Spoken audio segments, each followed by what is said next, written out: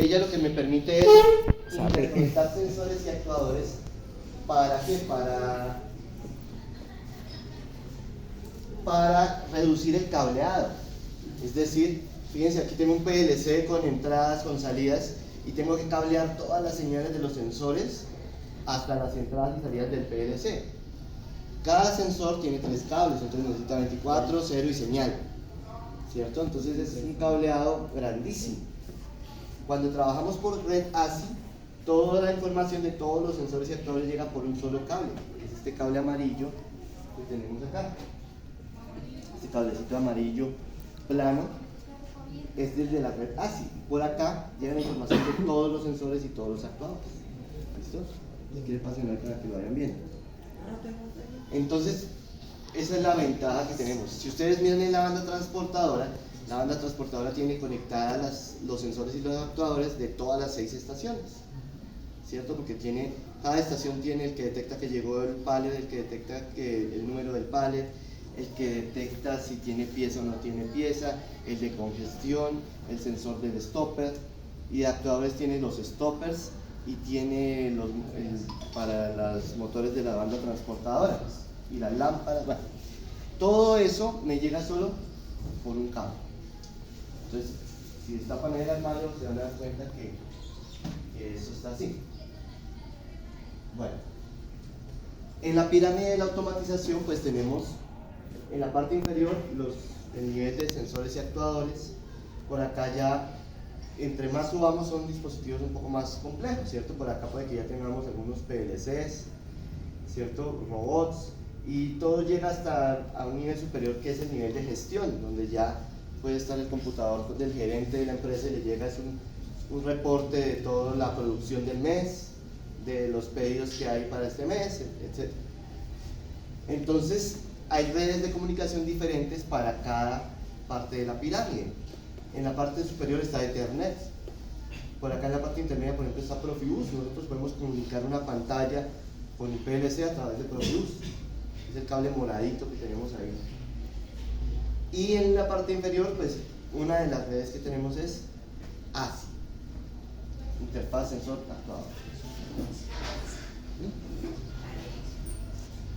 Aquí hay un ejemplo de una red ASI en la que tenemos un maestro ASI. Esta es una red maestro-esclavo, en la que hay un solo maestro y hay varios esclavos. Nunca conecten 2 maestros. Ya unos compañeros de una ficha anterior de mecatrónica hicieron la prueba y quemaron juntos maestros. No se puede conectar 2 maestros en una red ASI. ¿Listo?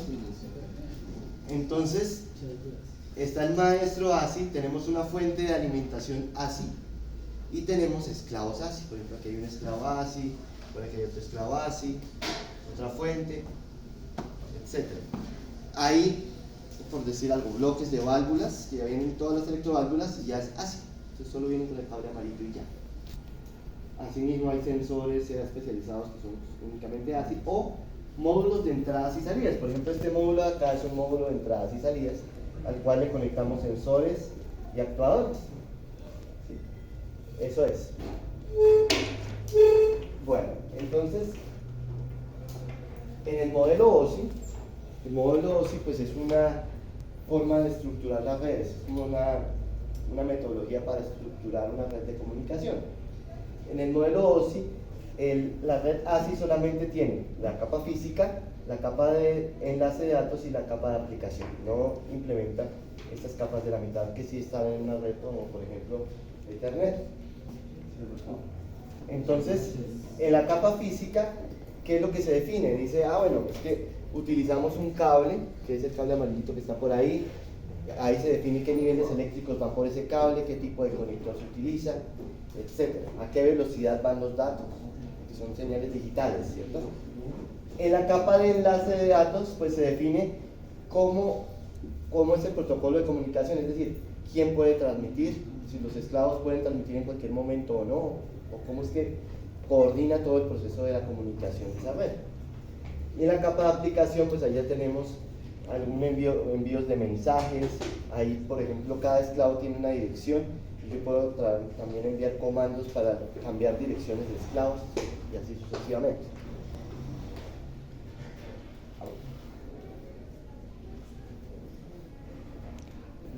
Entonces en la capa física tenemos un cable que es plano, que no es apantallado, es decir, no tiene ningún tipo de recubrimiento metálico. Y dentro de ese cable plano vienen dos conductores. Ese cable viene con un perfil. Bueno, si ustedes miran el cablecito amarillo, tiene un perfil, o sea, no es totalmente rectangular, sino que tiene como una muesca. ¿Para qué? Para no equivocarnos en la polaridad, porque pues un cable va a ser positivo, el otro 0 voltios, ¿cierto? Entonces, para no equivocarnos en la polaridad, ese cable tiene una muesquita. Yo puedo, a través de módulos de acoplamiento, puedo bifurcar la red. Es decir, la topología puede ser lineal, puedo en cualquier parte ramificar, puede ser estrella, puede ser árbol, o sea, yo puedo ramificar como quiera. No hay una limitante en cuanto a eso. El cable, dijimos que era no apantallado, se necesita una fuente de alimentación especial, que esa fuente de alimentación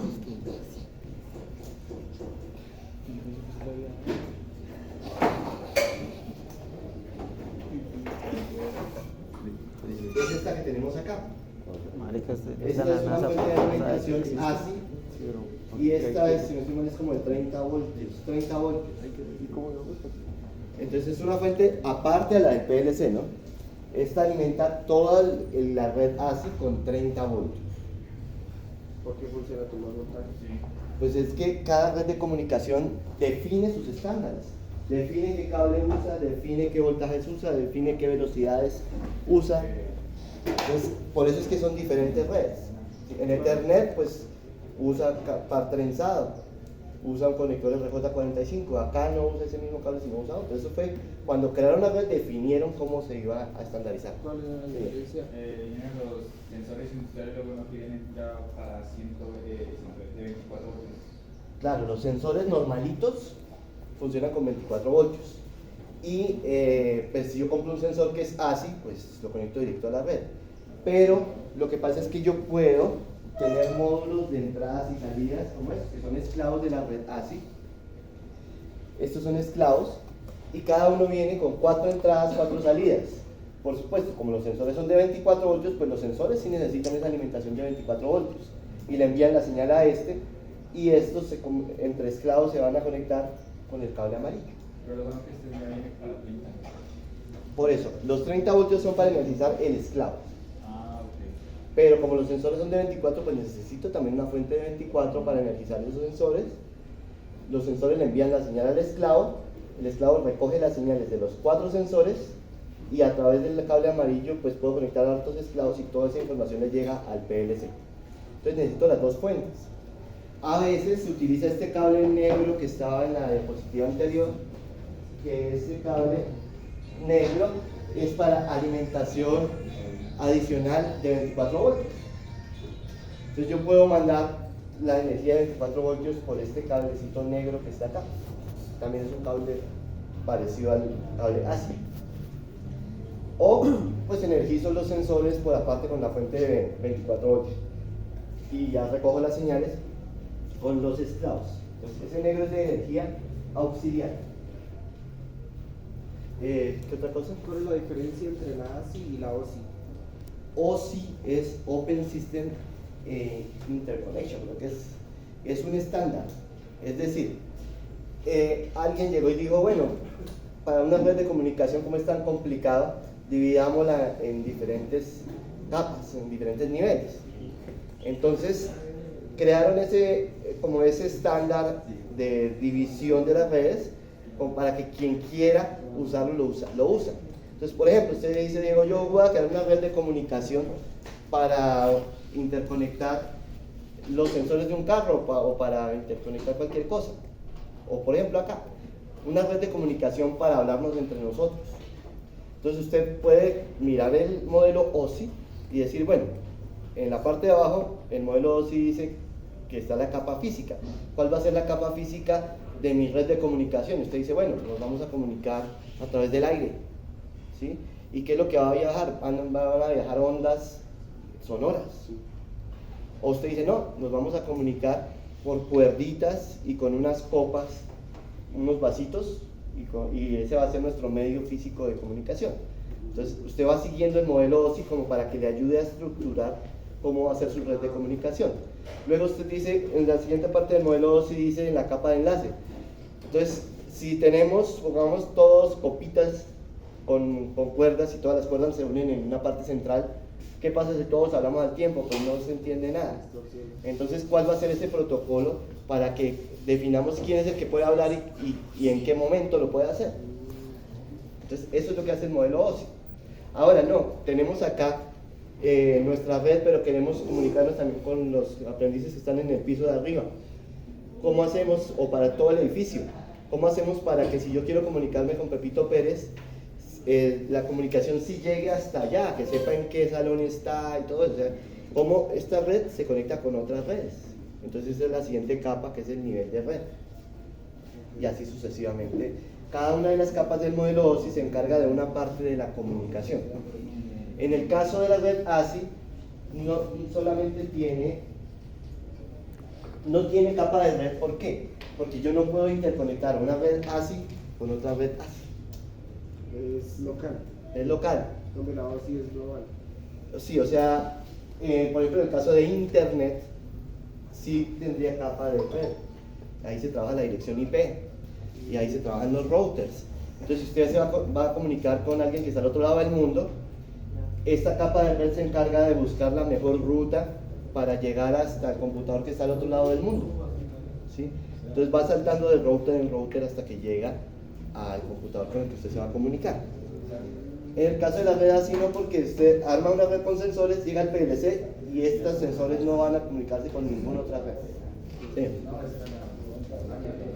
Simplemente para Sí, si tengo un proceso, un poco de sensores que puede que estén muy separados los unos de los otros y quiero recoger todas esas señales hasta este PLC.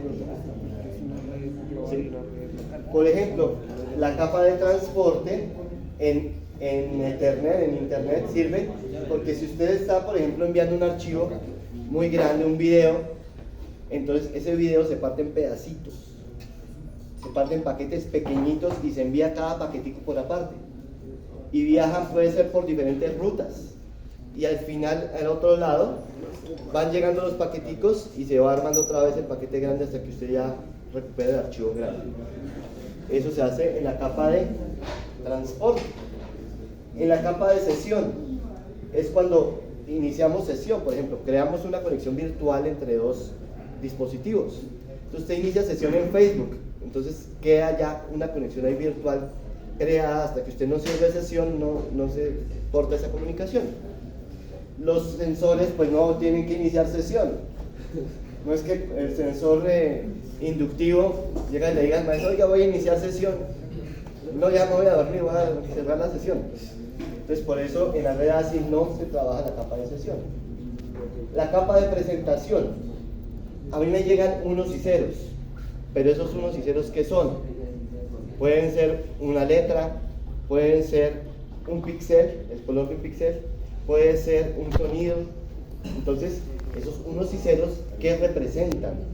Entonces, cuando ya me llegan todos los datos, por ejemplo, yo abro una página web y me llegan todos los unos y ceros, algunos unos y ceros se convierten en un texto, otros se convierten en una parte de la imagen, un color, un sonido que esté reproduciéndose en la página. Entonces, cómo esa información que me llega se representa. Pero en el caso de los sensores, pues ya se sabe que si me llega un 1, es que el sensor detectó. Si me llega un 0, es que el sensor no detectó. Entonces no se necesita capa de presentación, porque no es que a veces el sensor esté cantando, a veces el sensor me esté enviando un texto. No. Entonces yo ya sé qué es lo que representan los datos. Representan simplemente que detecta o no detecta, o en una salida le estoy diciendo que active o que no active. Entonces por eso la red ASI tampoco tiene capa de presentación. Y la capa de aplicación es cuando ya se cogen todos los datos y se utilizan. Por ejemplo, en una página web ya cogí todos los datos y ya se estructuró y se me representa como una página web. Si es un correo electrónico, pues se me muestra como un correo electrónico y así sucesivamente. De eso se trata el modelo OSI. Es un modelo que usted puede usar para crear una nueva red o para estructurar una red.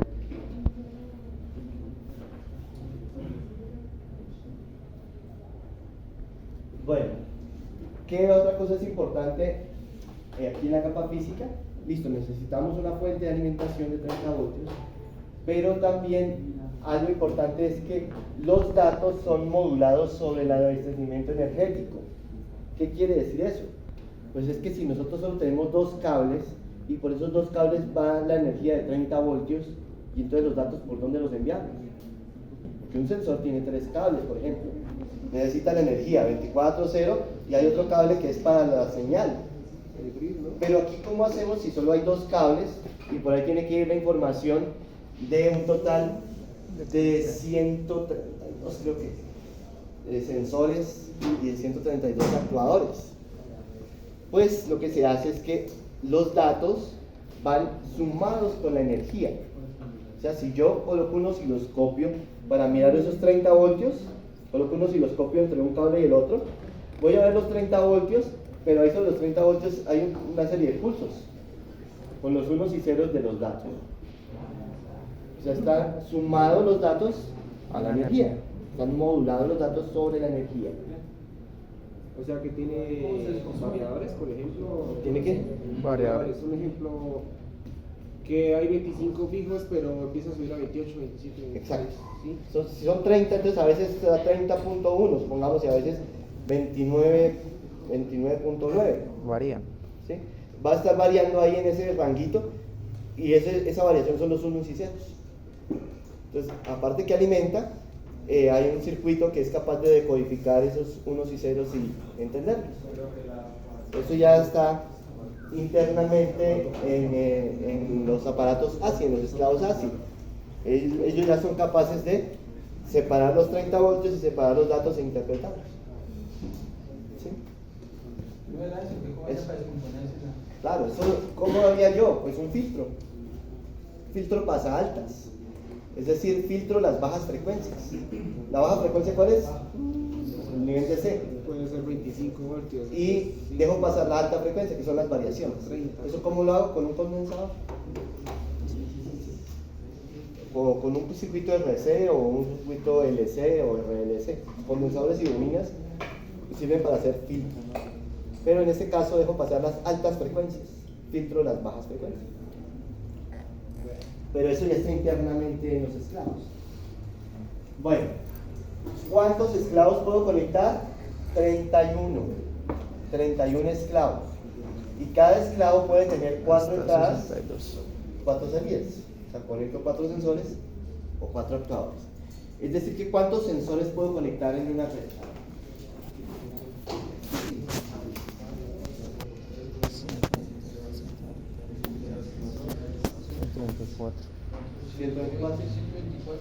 124 sensores me llegan por ese cablecito amarillo al PLC y 124 actuadores puedo conectar. ¿Cómo? Pues conectando una red con 31 esclavos. Hay algunos esclavos que son clase B o tipo B, que aquí aparecen como esclavos ampliados.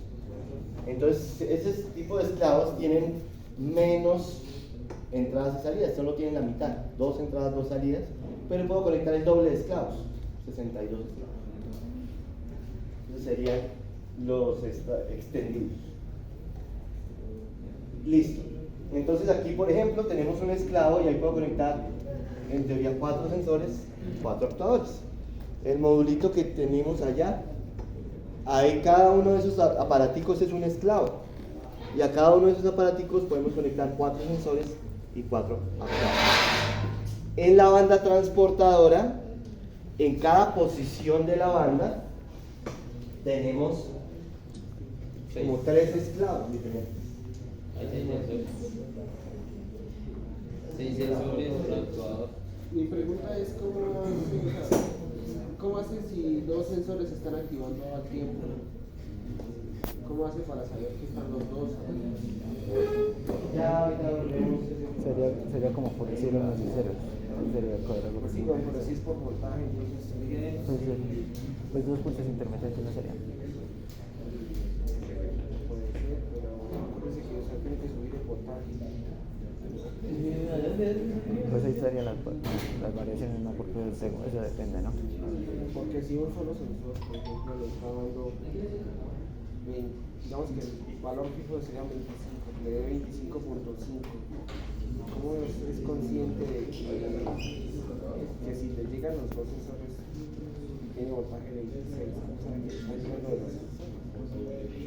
Y no es de otro tipo desde otro lugar de... ¿Cómo saben que son estos sensores de acá? Esos tres aparatos que aparecen ahí, ¿qué son? Son esclavos de la red. Vamos a averiguar. El primero, el que dice Siemens. Fíjense que ahí dice IN1, IN2, IN